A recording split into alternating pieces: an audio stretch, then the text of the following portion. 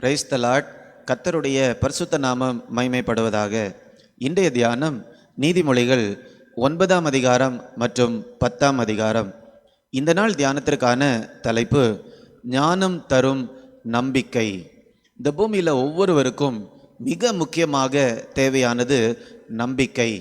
எந்த வேலையை செய்தாலும், நம்முடைய சூழ்நிலை எப்படி இருந்தாலும், நம்முடைய இருதயத்தில் ஒரு நம்பிக்கை இருந்ததுன்னா அந்த சூழ்நிலையை நம்மால் கையாள முடியும். நம்பிக்கை மாத்திரம் இருந்ததுன்னா நம்ம எப்படிப்பட்ட கடினமான பாதையில் போனாலும் நாம் அடுத்த கரைக்கு தைரியமாக வந்து சேர்ந்து விடுவோம். ஆனால் அதே நேரத்தில் நம்முடைய இருதயத்தில் நம்பிக்கை இல்லை என்றால், இந்த பூமியில் நமக்கு எவ்வளவு வாய்ப்புகள் இருந்தாலும் அல்லது எவ்வளவு திறமைகள் இருந்தாலும் நம்மால் அதை சரியாக என்ன பண்ண முடியாது, கையாள முடியாது. அதனால் நம்பிக்கையை ஆண்டவர் அநேக விதங்களில் நம்முடைய இருதயத்தில் கொடுக்கிறார். அதில் ஒரு விதம் என்னவென்றால், ஞானத்தை நாம் கண்டடையும் போது அந்த ஞானம் நமக்கு ஒரு நம்பிக்கையை தருகிறது. இன்றைக்கு ஒரு 3 விதமான வகைகளில் எப்படி ஞானம் நம்முடைய இருதயத்தில் நம்பிக்கையை தருகிறது என்று நாம் தியானிக்க போகிறோம். முதலாவதாக, பேதைகளாக இருக்கிறவர்களும் ஞானத்தை கண்டடையும் போது நம்பிக்கையை பெற்றுக்கொள்ளலாம். பேதைகள் என்று சொல்லும்போது அவர்களுக்கு எதுவுமே சரியாக செய்ய தெரியாது. எதை செய்தாலும் அதில் அதிகமான தவறுகள் காணப்படும். அல்லது எதை செய்தாலும் அது ஒரு கனியை கொடுக்காது, மற்றவர்களுக்கு ஒரு பிரயோஜனத்தை கொடுக்காது. இழப்புகள் அதிகமாக இருக்கும். எல்லாவற்றிலும் ஒரு தோல்வியை அவர்கள் கண்டு கொண்டிருப்பார்கள். இப்படிப்பட்டவர்களைத்தான் வேதம் பேதைகள் என்று சொல்லுகிறது. ஆனால் ஆண்டவருடைய வார்த்தை இன்னைக்கு நம்மை உற்சாகப்படுத்துகிறது. இந்த நாள் வரைக்கும் நாம் பேதைகளாகவே நம்முடைய வாழ்க்கையில் இருந்தாலும் ஆண்டவருடைய ஞானத்தை நாம் பெற்றுக்கொள்ளும் போது நமக்கு ஒரு நம்பிக்கை கிடைக்கிறது. 9ஆம் அதிகாரம் 4ஆம் வசனத்தை நாம் பார்க்கும்போது, புத்தியினனை நோக்கி எவன் பேதையோ அவன் இவ்விடத்தில் வரக்கடவன். இப்போ ஞானம் ஒரு அழைப்பை கொடுக்கிறது. நேற்றைய தினத்தில் நம்ம பார்த்தோம், எல்லா மனுஷர்களுக்கும் ஞானம் ஒரு அழைப்பை கொடுக்கிறது. நீங்கள் என்னிடத்தில் வரும்போது ஞானத்தை பெற்றுக்கொள்ளுவீர்கள். இன்றைக்கு நம்ம பார்க்கிறோம், குறிப்பாக பேதைகளாக இருக்கிறவர்களை பார்த்து ஞானம் சொல்லுகிறது, நீங்கள் என்னிடத்தில் வரும்போது நீங்கள் பேதைகளாக இல்லாமல் நீங்கள் நம்பிக்கையை பெற்றுக்கொள்வீர்கள், ஞானத்தை பெற்றுக்கொள்ளுவீர்கள் என்று. அப்படியே நாம் 6ஆம் வசனத்தை கூட வாசிக்கும்போது, பேதமையை விட்டு விலகுங்கள், அப்பொழுது பிழைத்திருப்பீர்கள். இப்போ ஆண்டவருடைய ஞானம் நமக்கு கற்றுக் கொடுக்கக்கூடிய காரியம் என்னவென்றால், ஞானத்தை நாம் அடையும் போது பேதமையை நம்மால் விட்டுவிட முடியும். ஆனால் அதே நேரத்தில் ஞானத்தை நாம் கண்டடையாமல் இருக்கும்போது பேதமையை விட்டுவிட வேண்டும் என்று நாம் நினைத்தாலும் நம்மால் அது முடியாததாகவே காணப்படும். அப்போ இந்த நாளில் பேதைகளாக இருக்கிற ஒவ்வொருவருக்கும் ஞானம் ஒரு நம்பிக்கையை தருகிறது. இரண்டாவதாக, இந்த பூமியில் அநேக வாய்ப்புகளை இழந்து, என்னுடைய வாழ்க்கையில் பாதி நாளை நான் இழந்துட்டேனே, செய்ய வேண்டும் என்று நினைத்த எதையுமே என்னால் செய்ய முடியலையே என்று சொல்லி வாய்ப்புகளை இழந்தவர்களுக்கு ஞானம் நம்பிக்கையை கொடுக்கிறது. 9ஆம் அதிகாரம் 11ஆம் வசனத்தை வாசிக்கும்போது, என்னாலே உன் நாட்கள் பெருகும், உன் ஆயுசின் வருஷங்கள் விருத்தியாகும். ஒருவேளை நம்முடைய வாழ்க்கையில் அநேக ஆண்டவர் கொடுத்த வாய்ப்புகளை இழந்திருக்கலாம். இனி இந்த வாய்ப்பு எனக்கு திரும்ப கிடைக்குமா என்று கூட நாம் கவலைப்பட்டு கொண்டு இருக்கலாம். ஆனால் 11ஆம் வசனத்தில் நம்ம பார்க்கிறோம், என்னாலே உன் நாட்கள் பெருகும், உன் ஆயுசின் வருஷங்கள் விருத்தியாகும். இது எதை குறித்து சொல்லுகிறது? 50 வயது வரைக்கும் வாழ்கிறவர்கள் 70 வரை வாழ்ந்தால் அது ஒரு பெருக்கமா? அப்படி அல்ல. நாம் வாழக்கூடிய நாட்கள் பிரயோஜனமுள்ள நாட்களாக இருக்க வேண்டும். அதுதான் பெருக்கம். 90 வயது வரைக்கும் வாழ்ந்துவிட்டு யாருக்குமே எந்த பிரயோஜனமுமே இல்லாமல் நாம் போய்விட்டோம் என்றால் அது பெருக்கம் அல்ல. ஆனால் உண்மையான பெருக்கம் என்னவென்றால் ஒவ்வொரு நாளும் ஒவ்வொரு நிமிஷமும் நம்முடைய வாழ்க்கையிலிருந்து ஏதோ ஒரு சிறப்பான காரியம், ஏதோ ஒரு பிரயோஜனமான காரியம் நமக்கும் நம்முடைய குடும்பத்திற்கும் சமுதாயத்திற்கும் வந்து கொண்டே இருக்கிறது என்று சொல்லும்போது நம்முடைய நாட்களில் ஒரு பெருக்கத்தை நாம் பார்க்கிறோம் என்று வைத்துக்கொள்ளலாம். அப்போ ஆண்டவருடைய ஞானத்தை நாம் பெற்றுக்கொள்ளும் போது நம்முடைய வாழ்க்கையில் ஒரு பெருக்கம் இருக்கும். நம்முடைய நேரங்களை ஆண்டவர் விருத்தி அடைய செய்வார். 10ஆம் அதிகாரம் 27ஆம் வசனத்தை நாம் பார்க்கும்போது கூட, கர்த்தருக்கு பயப்படுதல் ஆயுசு நாட்களை பெருக பண்ணும், துன்மார்க்கனுடைய வருஷங்களோ குறுகி போகும். அப்போ துன்மார்க்கருடைய வருஷங்கள் குறுகி போகும் என்றால் துன்மார்க்கர் எல்லாம் அதிக வயது வரை வாழ மாட்டார்களா? அப்படி கிடையாது. வாழ்க்கை குறுகினது என்று சொல்லும்போது அது ஒரு பிரயோஜனமற்ற வாழ்க்கையை சொல்லுகிறது. அத்தனை ஆண்டுகள் வாழ்ந்தேன் ஆனால் யாருக்குமே பிரயோஜனம் இல்லை என்று நாம் சொல்லுவோம் என்றால் நம்முடைய வாழ்க்கை குறுகப்பட்டுள்ளது என்று எடுத்துக்கொள்ளலாம். அப்போ ஆண்டவருக்கு பயந்து அவருடைய ஞானத்தை நாம் பெற்றுக்கொள்ளும் போது நம்முடைய ஆயுசு நாட்களை அவர் பெருக பண்ணுவார். அப்படி என்றால் நாம் வாழக்கூடிய நாட்கள் கனி நிறைந்ததாக காணப்படும். ஒரு நாள் வாழ்ந்தாலே ஒரு 50 நாள் வாழ்ந்ததுக்கு சமம் என்று சொல்லக்கூடிய அளவில் ஆண்டவர் நம்முடைய நேரங்களை, நம்முடைய நாட்களை கனியுள்ளதாக ஆண்டவர் மாற்றுவார். இப்போ வாய்ப்புகளை இழந்தவர்களுக்கு ஞானம் ஒரு நம்பிக்கை கொடுக்கிறது. ஞானத்தை நாம் பெற்றுக்கொள்ளும் போது நம்முடைய வருஷங்களை ஆண்டவர் விருத்தி அடைய பண்ணுகிறார். மூன்றாவதாக, பிரயாசப்படுவதற்கு ஞானம் நமக்கு ஒரு நம்பிக்கை தருகிறது. இந்த பூமியில் நிறைய பேர் தங்களுடைய நம்பிக்கையை இழந்து காணப்படுகிறதுனால அவர்கள் பிரயாசப்படுவதையும் கூட நிறுத்தியிருப்பார்கள்.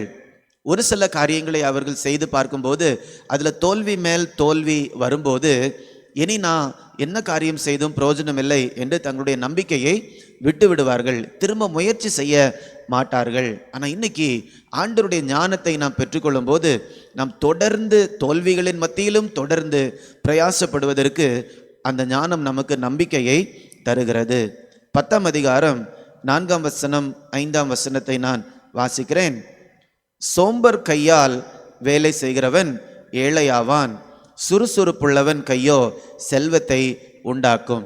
சுறுசுறுப்பாக இருக்கிறவங்களுக்கு ஆண்டவர் ஒரு வாக்கு தத்தத்தை இங்கே கொடுக்கிறார். அது என்ன? இதுதான் ஆண்டவர் ஏற்படுத்தின நியமம். நியமம் என்ன? சுறுசுறுப்பாய் இருக்கிறவர்களுடைய கரங்களில் செல்வங்கள் உண்டாகும்.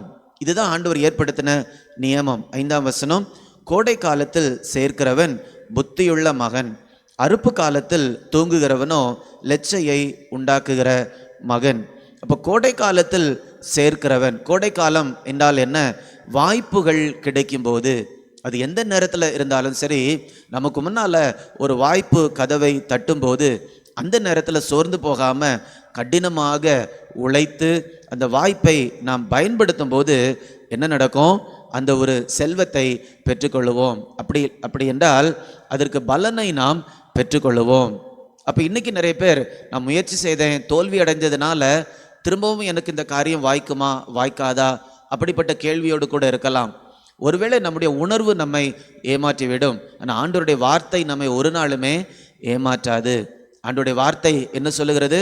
கோடை காலத்தில் சேர்க்கிறவன், தன்னுடைய வாய்ப்புகளை பிரயோஜனப்படுத்துகிறவன் கண்டிப்பாக அதனுடைய பலனை அடைவான். இதுதான் ஞானம் நமக்கு தரக்கூடிய நம்பிக்கை. நம் ஞானவான்களாக நாம் ஜீவிக்கும் போது எந்த வாய்ப்பையுமே நம்ம என்ன பண்ண மாட்டோம், இழக்கவே மாட்டோம். ஆனால் ஞானம் இல்லாமல் இருக்கும்போது நிர்விசாரமாக இருப்போம். இது இல்லைன்னா இன்னொன்று வரும், அப்படி என்ன பண்ணிடுவோம், நம்ம அதை லகுவாக எடுத்துக்கொள்ளுவோம். ஒருவேளை அதே வாய்ப்பு நமக்கு திரும்ப கிடைக்காமல் கூட இருக்கலாம். ஆனால் உண்மையான ஞானத்தோடு நாம் வாழும்போது எந்த வாய்ப்பையுமே நம்ம என்ன பண்ண மாட்டோம், இழக்கவே மாட்டோம். அப்படியே 16ஆம் வசனத்தில் பார்க்கும்போது நீதிமானுடைய பிரயாசம் ஜீவனை கொடுக்கும். இப்போ நீதிமான் செய்யக்கூடிய பிரயாசத்தில் கண்டிப்பாக ஒரு ஜீவன் இருக்கிறது. ஒருவேளை நீங்கள் கூட முயற்சி செய்து அது வாய்க்காமல் போகும்போது நம்பிக்கையை இழந்து போயிருக்கிறீர்களா? உங்களுடைய உணர்வை நீங்கள் சார்ந்து வாழாமல் கர்த்தருடைய வார்த்தையின் அடிப்படையில் நீங்கள் உறுதியாக இருக்க வேண்டும். கர்த்தருடைய வார்த்தை இப்படி சொல்லுகிறது, நான் சுறுசுறுப்பாக இருக்கும்போது, என்னுடைய கரங்கள் எப்பொழுதும் வேலை செய்து கொண்டு இருக்கும்போது அது ஒரு ஆசீர்வாதத்தை கொண்டு வரும், செல்வத்தை கொண்டு வரும். இப்படியாக நீங்க விசுவாசித்து நீங்க சோர்ந்து போகாமல் சோம்பல் அடையாமல் கிரியை செய்யும்போது அந்த நன்மையை நீங்க புசிப்பீர்கள். ஹென்றி ஃபோர்டு என்று சொல்லி ஒரு மனிதர் இருந்தார். இந்த ஃபோர்டு என்று சொல்லக்கூடிய அந்த ஆட்டோமொபைல் கம்பெனியை நிறுவினவர் அவர்தான். இந்த ஆட்டோமொபைல் கம்பெனி, இந்த கார் உருவாக்கக்கூடிய கம்பெனிலெல்லாம் பெரிய பெரிய நல்ல மறுமலர்ச்சிகளையும் மாற்றங்களையும் கொண்டு வந்தார். எப்படி ஒரே நேரத்தில் அநேக காரை ப்ரொடியூஸ் பண்ண முடியும், உருவாக்க முடியும், இப்படிப்பட்ட சிறந்த காரியங்களை எல்லாம் இவர் கொண்டு வந்தார். 1903 இந்த ஃபோர்ட் மோட்டார்ஸ் கம்பெனி நிறுவப்பட்டது. இந்த ஹென்றி ஃபோர்ட் செய்த முதல் கார் ரொம்ப நல்லா இருந்தது. அதை டெஸ்ட் பண்ணி பார்க்கறதுக்காக எல்லாமே பார்க்கிறார்கள். அந்த நேரத்தில் ஒன்று கண்டுபிடிக்கப்பட்டது. என்னவென்றால், அவர் அந்த காருக்கு ரிவர்ஸ் கியர் வைக்க மறந்து விட்டார். அவ்வளவு பெரிய தவறை செய்துதான் அந்த முதல் காரை அவர் செய்தார். ஆனால் அந்த தோல்வியிலேயே அவர் என்ன செய்து விடவில்லை, உட்கார்ந்து விடவில்லை. அவர் திரும்பவுமாக கடினமாக உழைத்து நல்ல ஞானமாக செயல்பட்டதுனால இன்னைக்கு நீங்கள் ஃபோர்டு கம்பெனி உலக அளவில் பார்த்தீங்கன்னா 145 நாடுகளுக்கு மேலே இந்த ஃபோர்ட் கார் கம்பெனி மிக சிறப்பாக இயங்கி வருகிறது. அதுக்கு காரணம் என்ன? ஒரு சின்ன தோல்வி, ஆனால் இவரை பொறுத்த வரைக்கும் அது ஒரு பெரிய அளவில் ஒரு நஷ்டத்தை கொண்டு வந்தது. ஆனாலும் ஒரு நம்பிக்கையோடு அவர் செயல்பட்டதுனால அதனுடைய விளைவை இன்றைக்கு நாம் பார்க்கிறோம்.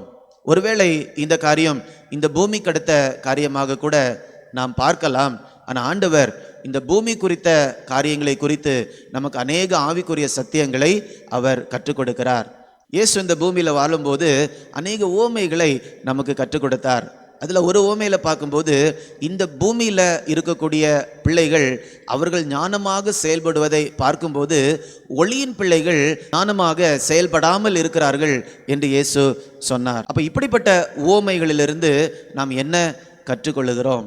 இந்த உலகத்தில் வாழக்கூடியவர்கள் எவ்வளவு ஞானமாக அவர்களுடைய முன்னேற்றத்திற்கு செயல்படுகிறார்களோ அதே விதமாக ஆண்டவருடைய நோக்கங்களை நிறைவேற்றுவதற்கு ஆண்டவருடைய பிள்ளைகள் செயல்பட வேண்டும். இந்த காரியங்களை கற்றுத்தருவதற்காக தான். அதனால ஒருவேளை இந்த நேரத்தில் நான் பிரயாசப்பட்டு என்ன பிரயோஜனம், இனி என்ன நடக்க போகிறது, எனக்கு எவ்வளோ பெரிய தோல்விகள் வந்திருக்கிறது, எவ்வளோ பெரிய இழப்புகள் என்னுடைய வாழ்க்கையில் வந்திருக்கிறது என்று சொல்லி நீங்கள் நம்பிக்கை இல்லாமல் காணப்படுகிறீர்களா?